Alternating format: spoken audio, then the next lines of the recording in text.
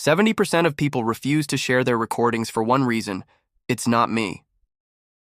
Have you ever been shocked when you hear your own voice on a video? Don't worry, it happens to everyone. You're experiencing an out-of-body shock, while the world hears you that way all the time. I am your name, and before we explain why your voice suddenly sounds nasal or metallic, here's a quick primer.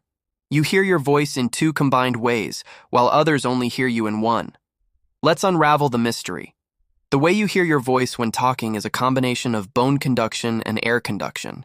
When you speak, waves exit your mouth and reach your ear through the air. This is how a hermit hears. But here's the catch. Some of the sound travels through the bones of your face and skull directly to your inner ear without passing through the air. The result? Bone conduction reduces high frequencies and amplifies low frequencies, giving your voice a warmth and fullness not found in the external version. Now, when you record yourself, the microphone has no bones and picks up only airwaves, just like your friend's ear. Suddenly, the internal speakers turn off and the raw sound emerges, higher pitched, lower volume, and thinner. This is the sound others have known for years, but you're hearing it for the first time, so it sounds strange. But there's a good reason for this feeling of betrayal.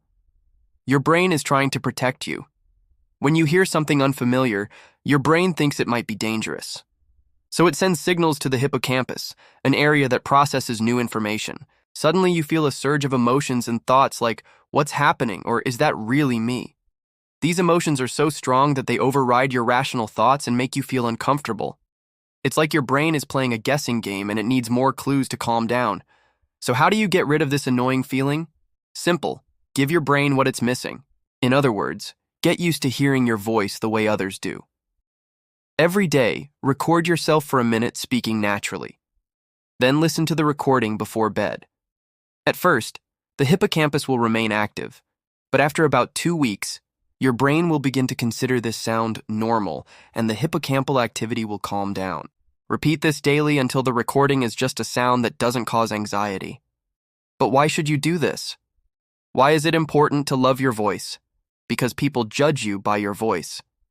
A new study from the University of Colorado shows that those who hate their voices speak less clearly in formal situations, which affects their opportunities. Imagine this: you enter a job interview full of confidence, ready to show them what you can do. But as soon as you open your mouth, you hear that awful voice coming out of nowhere.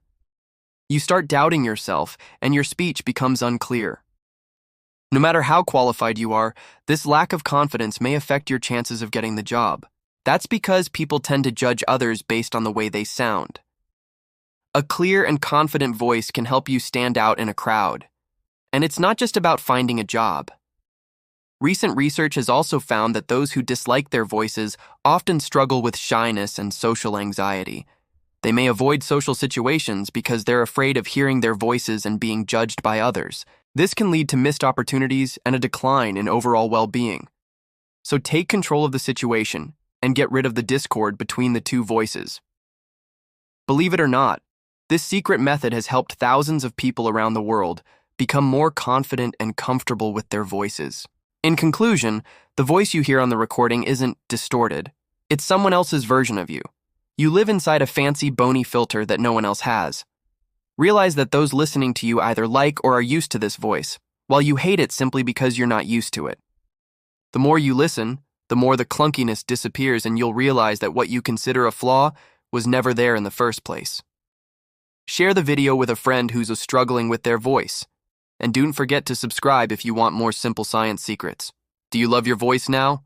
Write "I love it" or "I haven't gotten used to it yet" in the comments, and I'll reply with personalized advice.